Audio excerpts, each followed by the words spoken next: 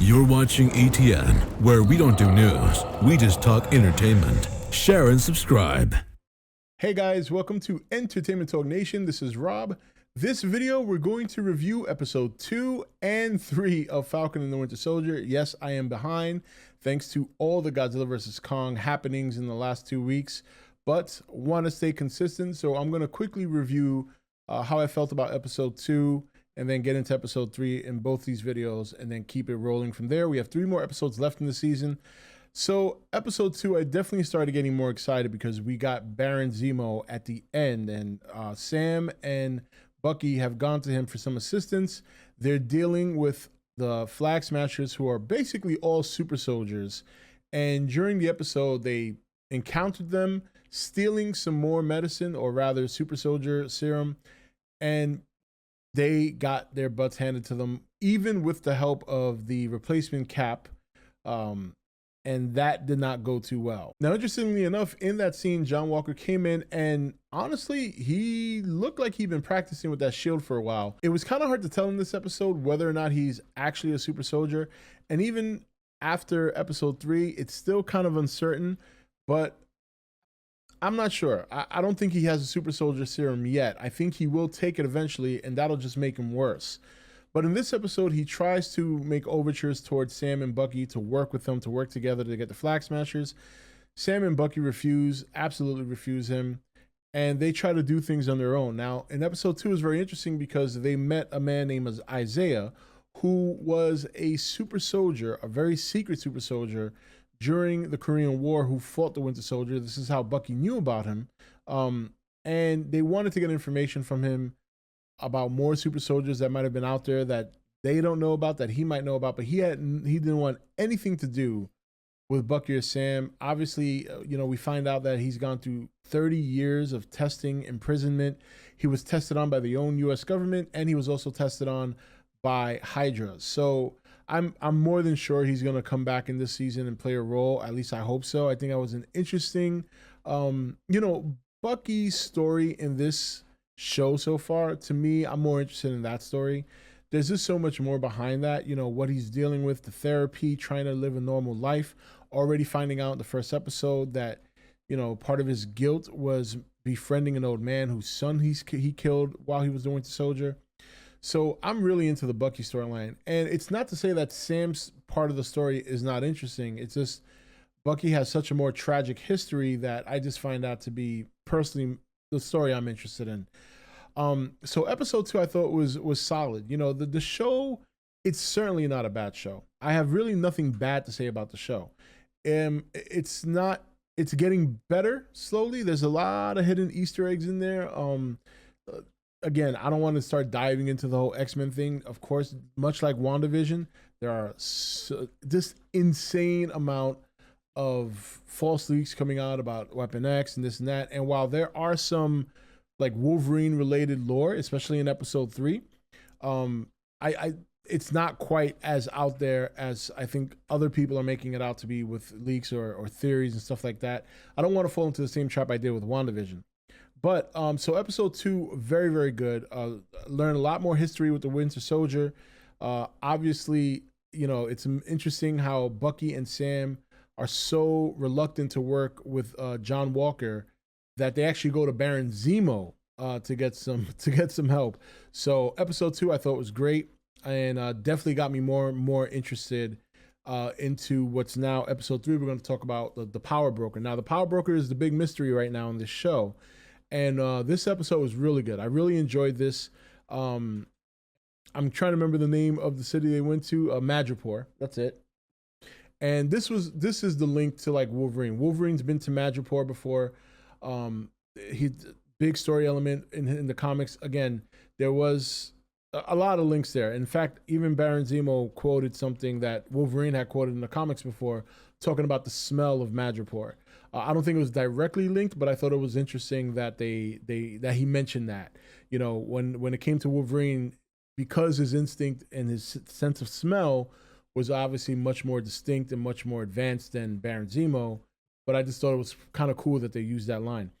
Now, the funny thing is, this episode, the only thing I got to criticize is like Anthony Mackie. So like Sam Wilson, is is playing this character, and I thought it was pretty funny that nobody recognizes him as the Falcon. I mean, it's not like he wears a disguise. I mean, he's an Avenger. He's known around the world, supposedly. I mean, first episode, you go into the bank and the banker's like, "Oh, hey, you're the Falcon. Can I get a picture?" Now he's in Madripoor. He's playing somebody else that he looks like, and nobody recognizes him. Be that as it may, their cover is blown anyway. Baron Zemo is playing himself as the Baron, and we find out that Baron Zemo is very rich, much like Tony. The only difference is, obviously his fortune, he didn't lose it while he was locked up. And that's another thing I forgot to mention. In this episode, they managed to free Baron Zemo out of prison to leverage him for help. Now, obviously in this episode, one of the other big reveals is that we got to see Agent 13, or better known as Sharon Carter, former SHIELD agent. And we find out that she's kind of in hiding right now. She's kind of staying in Madripoor because she's still wanted in the U.S. and she won't get extradited out of Madripoor. So she's kind of made a living there, kind of like an arts dealer, so to speak. There's some theories circling around that she could be the power broker. That would be interesting, but I don't quite know if that's... I mean, she'd have to spend a lot of time to build up that kind of rep. And considering the time from the end of Endgame to now, and then even Civil War, I'm not quite sure that... well, then again, maybe. It's been like 6 years, right, since Civil War. So you're telling me she's been wanted for like 6-7 years. So I guess maybe she could have built up being the power broker, but I don't know. We'll have to see. But she ends up saving them after their cover's blown. And then we find out, obviously, more about her still being, wanted in the U.S. Now, they go later and they find this other scientist that's been working on more super soldier serum, and they want to question him. They want to interrogate him.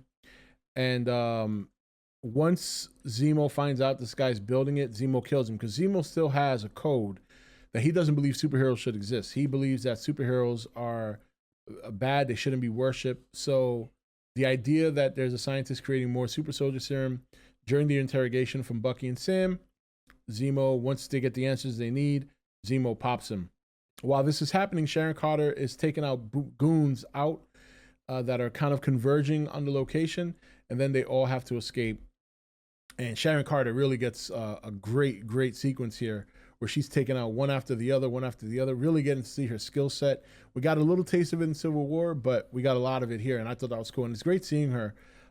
She was a character I kind of liked, even though she had a very small role. I kind of like Sharon Carter in Civil War, so I thought that was cool. And Winter Soldier as well, which is where we first met her.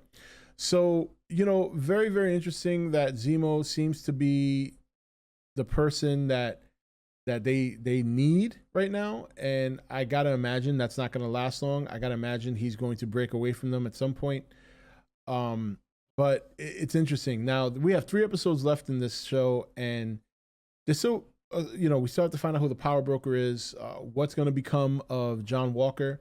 I have a feeling he's gonna take the super soldier serum and he's gonna become worse than he is now, because we see that he's got some anger management issues. Even though he wants to live up to Steve Rogers, like he said in the beginning of episode 2, when he was on, Good Morning America, we can see that he doesn't have the temperament.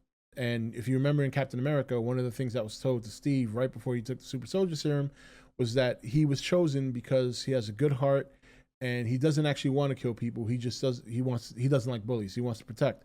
Where John Walker doesn't have that sentiment. John Walker is, very, very, seasoned veteran soldier that was chosen to be the next Captain America.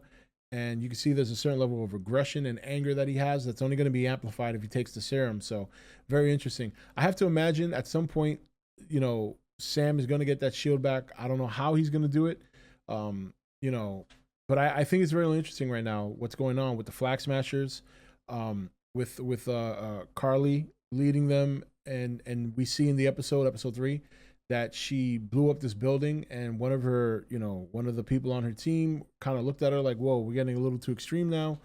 So she's kind of going down an extreme level. There's always that story of the enemy or the bad guy or the villain rather always thinks what they're doing is good. They always think they're the hero of their own story. And you're kind of seeing that with her. So really interesting. A lot of multiple things going on here. You know, you still have what's going to happen with Sam and his sister and his family. Obviously, Bucky's demons and portraying himself as the Winter Soldier again in episode 3. So a lot of interesting story dynamics happening all at once, and it's going to be interesting to see how they come to a head in the next 3 episodes. So, but anyway, guys, that's it for this dual review. I hope it wasn't too long. Try to pack them both in at the same time to make up for the lost week. But we'll definitely be here with a review for Falcon and Winter Soldier come Friday at some point during the day. So that's it for this video, guys. Let me know in the comment section below, what do you expect to happen? Who do you think the power broker is? Do you think we'll get a little bit more direct, obvious X-Men / Wolverine Easter eggs? We actually got some Wolverine Easter eggs in this episode 3, I should say. But they weren't obvious. I mean, you'd have to be, I'm a Wolverine fan, so, but you have to be a pretty heavy Wolverine fan to kind of know where there were, you know, some of the elements of episode 3 that are tied to. And it doesn't mean that he's going to show up, and it doesn't mean that anything's going to happen regarding him. It's just funny how this location they use is a location that he's been to and he's referred to in the comics before. So cool stuff. That's it. This is Rob signing off for E.T.N, where we don't do news, we just talk entertainment. Take it easy. Thank you for watching E.T.N. Click here to watch more content. Don't forget to leave a comment. Also, make sure you like and share this video. If you want to know when the next video is up, click the notification bell next to the subscribe button. And most of all, make sure to click that subscribe button for regular content.